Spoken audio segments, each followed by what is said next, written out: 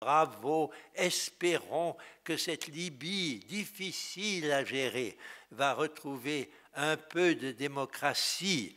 Mais pour la Syrie, pourquoi ne pas faire une résolution 1992 qui dirait là aussi il faut empêcher Bachar el-Assad de massacrer son peuple. Oui, mais comment est-ce qu'on fait ça? Où est-ce qu'on bombarde? Où est-ce qu'on agit militairement? Ils sont tous mêlés. Il y a une ville de Homs, mais dès qu'on agit sur la ville de Homs, immédiatement elle est envahie par les forces de Bachar el-Assad. Donc, il est prouvé là, il est prouvé par A plus B, qu'il y a des situations où l'intervention internationale ne peut avoir qu'une dimension, ce sont des sanctions. Bon, on a déjà adopté des sanctions contre la Syrie. Mais quel est le pays? Oui, il y en a eu un, l'Afrique du Sud. Les sanctions contre l'Afrique du Sud du temps de l'apartheid ont peut-être contribué, à mon avis pas de façon décisive, mais ont contribué. Et les sanctions contre la Syrie, maintenant renforcées par les sanctions de la Ligue arabe, très important, vont peut-être finir par obliger Bachar el-Assad de céder le pouvoir. Donc il faut agir, quelquefois on peut agir, quelquefois on ne peut pas agir, il faut connaître les limites de sa capacité d'action. Merci.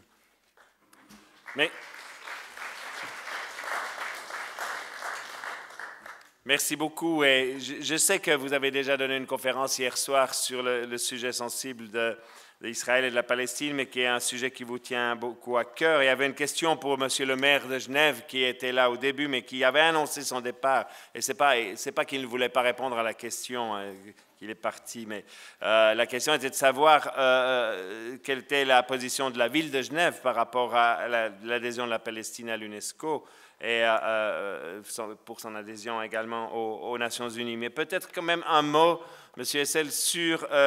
vous parliez des sanctions par rapport à la Syrie comme un des moyens d'action possibles. On a pu voir dans vos prises de position que vous avez également prôné le boycott des produits commerciaux d'Israël. Pensez-vous ou comment voyez-vous les moyens à mettre en œuvre pour mettre un terme à ce dont vous parliez tout à l'heure, cet apartheid dans la situation, ou quasi-apartheid dans la situation du cas d'Israël-Palestine? Plusieurs questions vont dans ce sens-là. Je voudrais commencer par rendre hommage à la ville de Genève. C'est à Genève qu'il y a maintenant, je pense, une dizaine d'années, il y a eu un effort fait. Madame Camille Ray en a été à l'origine, une femme que je respecte, que j'admire. Elle a réussi à faire travailler ensemble des Israéliens, malheureusement très minoritaires en Israël, et des Palestiniens, également peut-être pas à la tête de l'autorité à l'époque, qui se sont mis ensemble pour dire voilà une solution possible. Il se trouve que cette solution est exactement celle qui figure déjà dans les résolutions du Conseil de sécurité et qui devrait être appliquée par ce qu'on a appelé le quartet, c'est-à-dire les 4 pays, ou pas pays, l'Union européenne, les Nations unies, ce n'est pas un pays, mais peu importe, la Russie et les États-Unis, ces 4 entités se sont données pour tâche d'obtenir une négociation entre Palestiniens et Israéliens. Ils n'y sont pas parvenus, ils se sont heurtés comme nous tous à l'immobilisme des dirigeants israéliens qui sont très contents qu'il n'y ait pas de paix parce que pour eux, la situation actuelle a tous les avantages, ils ont les colonies, ils ont l'occupation, ils ont la richesse et ils n'ont pas besoin de se faire de la bile. Pour les Palestiniens, ça ne les regarde pas. C'est une situation scandaleuse et je pense que tout ce que nous pouvons faire pour que ça change, il faut le faire. Alors, qu'est-ce qu'on fait? On peut soutenir le BDS, boycott, désinvestissement, sanctions. On peut dire particulièrement là où ce sont les produits des colonies illégales qui font l'objet d'un commerce, c'est scandaleux, il faut l'empêcher.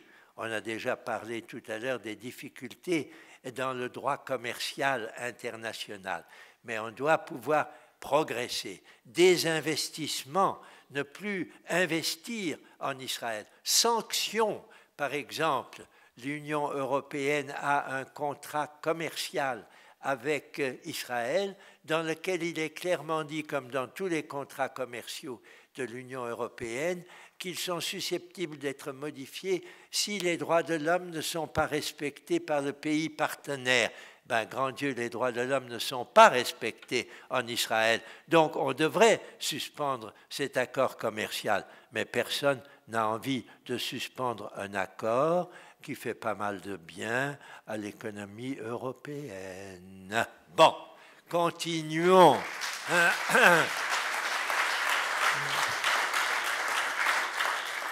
Peut-on faire autre chose que des sanctions? Oui. On peut essayer de mobiliser les citoyens. C'est ce que nous avons essayé de faire en créant quelque chose d'un peu bizarre, dont je suis heureux de vous dire quelques mots. Si on avait encore le temps, c'est un peu tard. Non, ça va bien. Bon, c'est le tribunal Russell sur la Palestine. Qu'est-ce que c'est que cet animal-là? Le grand humaniste Bertrand Russell avait fondé, avec d'autres, dont Jean-Paul Sartre d'ailleurs, un tribunal citoyen, tribunal Russell, sur le Vietnam. Il y a de cela un peu plus de 30 ans. Et les gens s'étaient réunis et avaient accusé les États-Unis de mener au Vietnam une guerre illégitime. Et il y a eu un grand rassemblement autour de ce tribunal.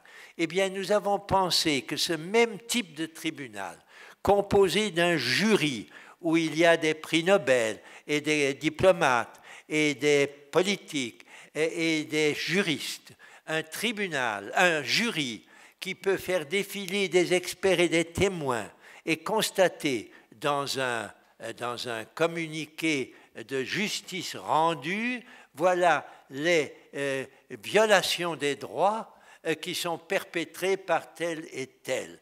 Ce tribunal Russell a déjà tenu 3 sessions, l'une à Barcelone en mars 2010, où on accusait l'Union européenne de violer ses droits fondamentaux en ne pas sanctionnant Israël. Un deuxième à Londres, où on a dit précisément aux entreprises qui travaillent qu'il fallait boycotter Israël. Et les entreprises ont été prises à partie. Une 3e session vient de se tenir il y a un mois au Cap, en Afrique du Sud. Et nous avons démontré là que les victimes palestiniennes souffraient du même type de malheur que l'apartheid en Afrique du Sud. Et on a fait défiler au Cap des spécialistes israéliens, palestiniens, européens et autres pour manifester que cela, c'était le fait, c'était le constat. Le 4e et dernière session de ce tribunal va se tenir l'année prochaine à New York, et là on dira que font les Nations Unies. Elles sont responsables, il y a des résolutions des Nations Unies, si elles ne sont pas appliquées, il faut que les Nations Unies fassent quelque chose. Merci.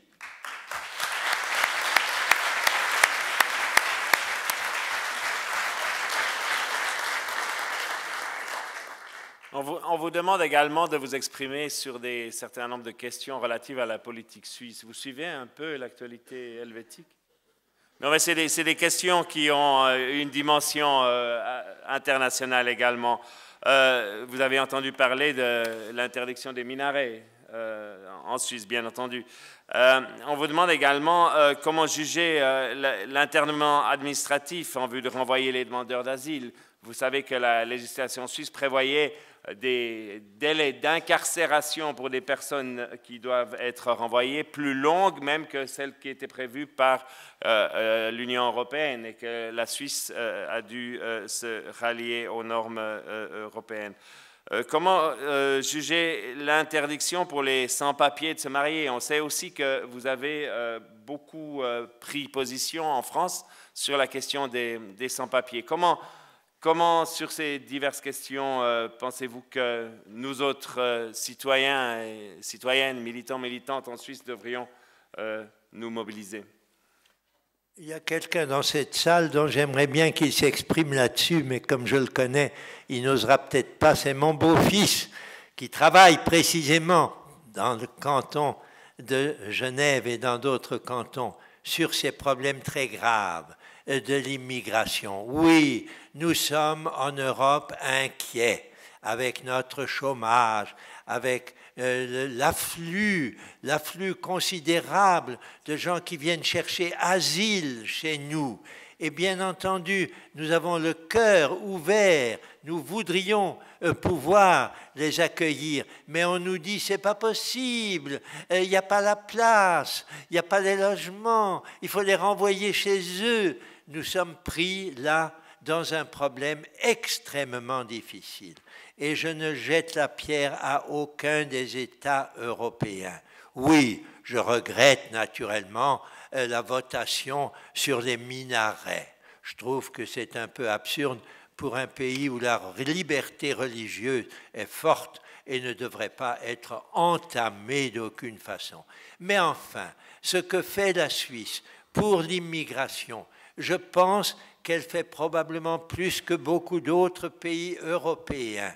Je suis un admirateur de la démocratie suisse. Lorsqu'elle fait quelque chose que je considère comme mauvais, elle le fait parce qu'il y a eu des votations populaires. Mais c'est ça la démocratie. Alors il faut que les populaires qui ont mal voté se résolvent à mieux voter la prochaine fois. C'est tout ce que je peux leur proposer.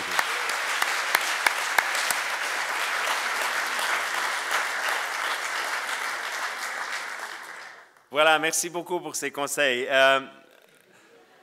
Je viens peut-être maintenant à une autre question un peu peut-être plus personnelle. On vous demande notamment comment faites-vous, Monsieur Hessel, pour avoir reçu pour avoir vécu et vivre encore dans ce monde sans ne plus l'aimer et continuer à espérer. Ou bien on vous demande aussi, est-ce que vous ne pensez pas que construire un monde avec plus de justice risque aussi sans créer plus un sentiment de vengeance et de haine? Comment faire pour lutter contre l'impunité de manière digne, sans nous transformer en même temps dans les monstres que nous combattons? Vous comprenez un peu le sens de ces différentes questions?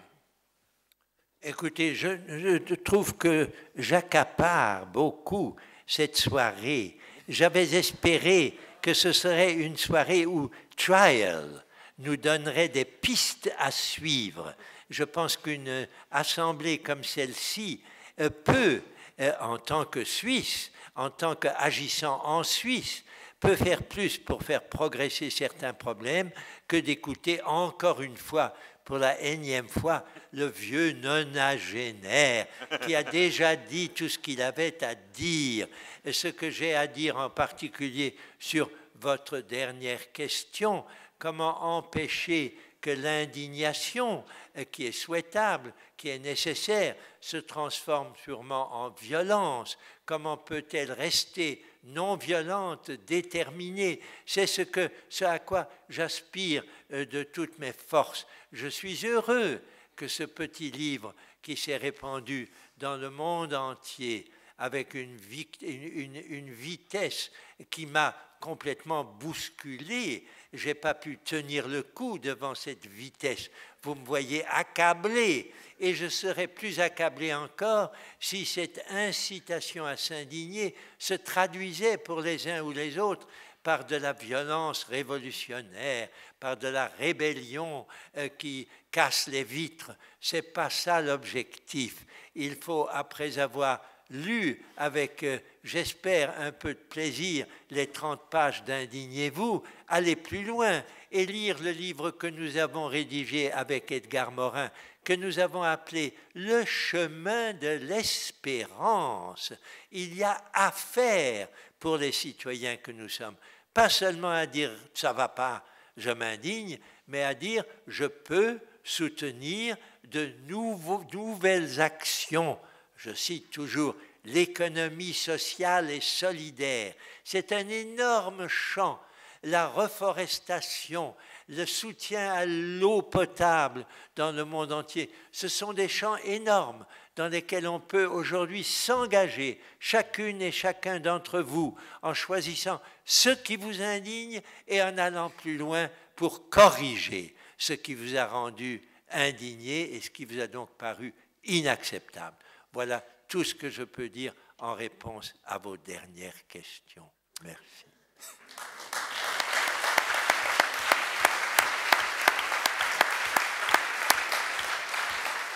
Merci infiniment. Et pour répondre à votre suggestion, je vais pour une dernière fois me tourner vers Philippe Grand pour une ou deux questions qui ont émergé ici. Et notamment, il y a une question qui nous a préoccupés ici à Genève il y a quelques mois, qui était la question de l'arrestation d'un certain George Bush.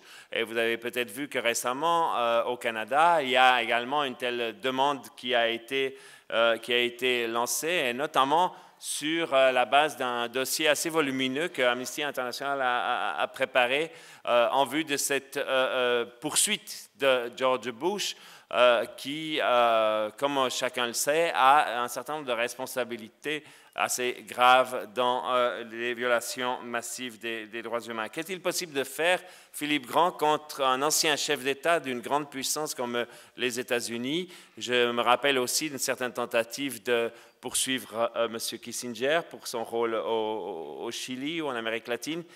Qu'en est-il de cette situation? Le fait même de poser la question et de la poser sérieusement illustre le changement de paradigme qui est intervenu sur la question de la justice internationale en quelques décennies. Et quelques décennies, à l'aune de l'histoire humaine, c'est extrêmement peu. Ces changements sont d'une vitesse fulgurante.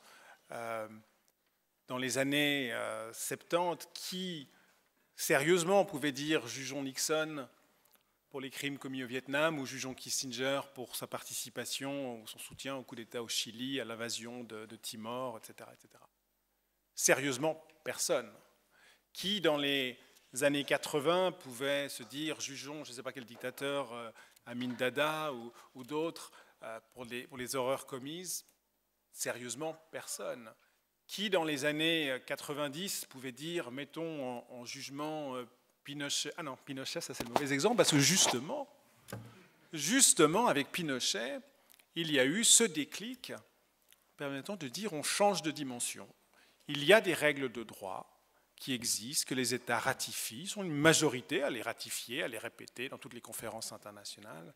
Eh bien, il faut les prendre au jeu. Et il faut peut-être à quelque part poser des pièges, tendre des embuscades judiciaires à certains de ces gens-là. C'est dans l'une de ces embuscades judiciaires que Pinochet est tombé en allant se faire soigner à Londres.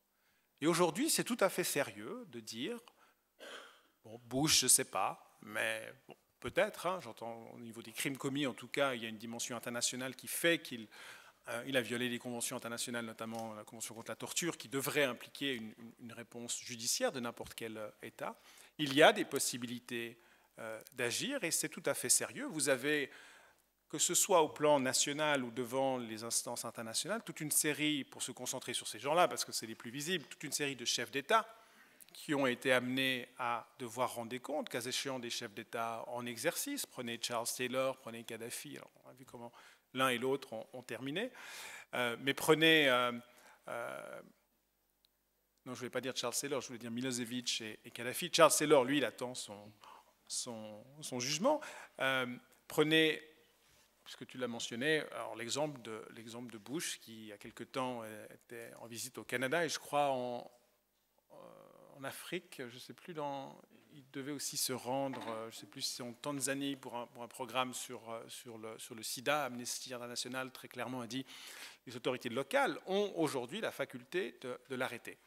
Nous avons appris par un article de la Tribune de Genève au mois de janvier de cette année que George Bush allait donner une conférence ici dans un hôtel de la place. Très rapidement, les organisations de défense des droits humains aux États-Unis nous ont contactés en disant « mais qu'est-ce qu'on peut faire? Est-ce que c'est de la pure théorie ou est-ce qu'il y a une possibilité réelle d'agir ?» Notre organisation a dû procéder à une analyse juridique et voir s'il y avait des moyens d'agir, en tout cas sur la base des textes internationaux et sur la base du droit suisse, qui plus ou moins fidèlement essaye de mettre en œuvre les obligations internationales. Il y avait une possibilité d'agir. Nous avons donc, en collaboration avec ces organisations de défense des droits humains, préparé des dossiers à l'attention du procureur général du canton de Genève, pour le compte de victimes. Il y avait 2 victimes de Guantanamo, l'une qui s'y trouvait encore, et à travers son avocat, nous avait fait parvenir des procurations pour sa défense, et une victime qui était, après 5 ou 6 ans de détention, évidemment sans jugement, avait été remis en liberté et se trouvait dans l'un des pays du Golfe. Pour le compte de ces victimes directes, après il faut juste remonter la chaîne de commande et expliquer en quoi les ordres donnés par George Bush avaient des incidences concrètes à Guantanamo, mais ça il le dit lui-même dans son autobiographie, donc ce n'était pas si compliqué que ça. Sur la base de cette information-là, une plainte pénale a été préparée juste avant qu'il n'arrive, je crois que c'était au tout début du mois de février. Il y a eu des fuites dans la presse, enfin il n'y a pas eu des fuites, il y a eu toute une série de gens qui ont annoncé qu'ils allaient saisir les autorités judiciaires et comme par hasard, eh bien, il a décidé d'annuler sa visite à Genève. On n'a pas pu connaître l'épilogue judiciaire. Je doute un petit peu entre nous que monsieur le procureur général Zappelli aurait eu l'envie, ou je ne vais pas dire le courage, mais de faire procéder à l'arrestation de monsieur Bush. Ok, merci beaucoup Philippe, et on voit avec ces détails du rôle qu'a joué Trial en collaboration avec les grandes ONG de défense des droits humains. Parce qu'on a eu une question pour dire, est-ce qu'il ne faudrait pas que Trial, Amnesty, Human Rights Watch, qui vont tous dans le même combat, ne devraient pas réunir leurs forces plutôt que d'avoir des entités différentes? Eh bien, la preuve vient d'être faite du besoin d'avoir tout en ayant les mêmes valeurs et travaillant dans la même direction, d'avoir des entités qui font des travaux un peu divers. Amnesty ne fait pas exactement le travail que fait Trial, mais nous travaillons ensemble et nous nous renforçons mutuellement. Nous mettons à disposition des organisations qui font le travail du type de Trial, de la part d'Amnesty ou du Human Rights Watch, des documents, de la documentation qui leur permet ensuite d'engager les procédures. Et il y a une complémentarité et il y a une collaboration, donc pas de souci à ce niveau-là. Et pour conclure la soirée, parce que nous arrivons au bout du temps que nous avions prévu, j'aimerais poser la dernière question, la question impossible à Stéphane Hessel, mais qui va certainement lui donner, il va y arriver et il va nous donner l'occasion, on va lui donner l'occasion de faire sa conclusion avec ceci. Combien de temps faudra-t-il, selon vous, Monsieur Hessel, qui avez vécu une période historique longue, combien de temps faudra-t-il, selon vous, pour que la Cour pénale internationale ne soit plus nécessaire? Alors là, en effet, c'est une question à 64 $, comme on disait dans ma jeunesse. Je pense que nous sommes en train de franchir un seuil dans le fonctionnement des sociétés internationales. Pour la première fois, nous vivons dans une société vraiment globale, une société qui se connaît à tous les morceaux de sa constitution. Nous sommes en contact immédiat avec tous les coins de la planète. Il suffirait qu'un mouvement transforme les cœurs et les cerveaux de ces 7 milliards d'hommes qui sont sur la Terre. Ce n'est pas si difficile. Edgar Morin prétend que nous sommes encore des chenilles et que nous pourrions, par une métamorphose, devenir des papillons. Lorsque nous serons tous des papillons, on n'aura plus besoin de cour pénale internationale. Bravo.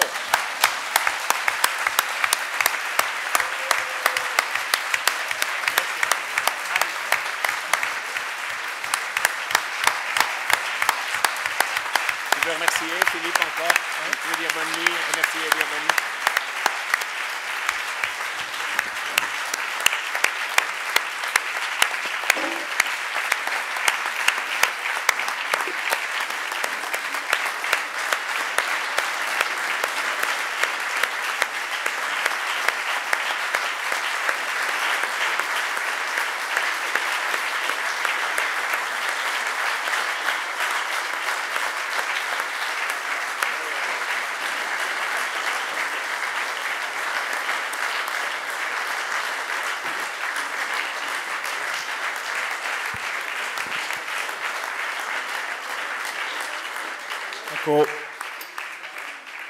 Au nom des organisateurs de l'Académie de droit international humanitaire, du département de droit international public, la faculté de droit et de trial, un grand et chaleureux merci à Monsieur Hessel.